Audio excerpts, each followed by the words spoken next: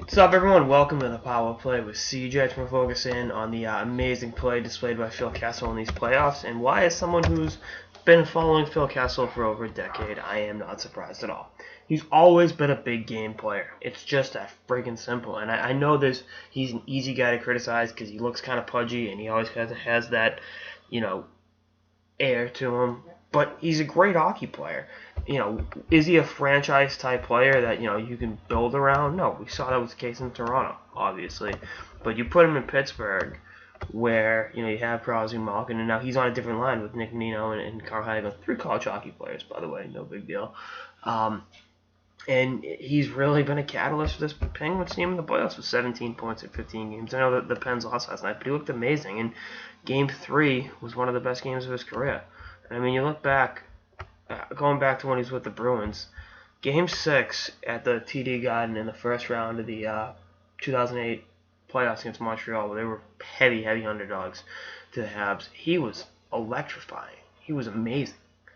And, that series, Claude benched him because Claude Julien didn't know how to handle such a really good offensive player that didn't play, his system, which is just, that was Claude in a nutshell. Kessel was his go-to whipping boy for the 2 years they were together in Boston, and that's a big reason why Phil the Thrill, wanted out of town. I don't see the cap situation coupled with that, drove Kessel out of Boston, but, I think Bruins fans that malign him need to look back on the fact that he played 15 playoff games as a Bruin and had 15 points. And that the 2009 team, that was amazing. Off the top of my head, they're the number 1 team in the East. He played in the playoffs with a bum shoulder that required surgery, and he ended up missing the first 12 games of the season when he got traded to Toronto the next year because of that injury. So this whole, he's soft. No, he's not. He battled cancer, beat cancer. So I don't think he's gonna back down to a freaking third lineup from the Tampa Bay Lightning. This is not, but we'll see how it all shakes itself up. I mean, I'm a Kessel guy, always have been, always will be, and I think he was kind of fun when he was in Toronto, and being a Bruins fan, getting to boo him and all that shit. But the bottom line is the guy can play, and I mean, even going back to that 2013 debacle against the Bruins with the Leafs, he had 3 points in Game 7. Reimer makes a stop, or if enough clamps down on Lucic in front of the net. We're talking about Kessel as a Game 7 hero.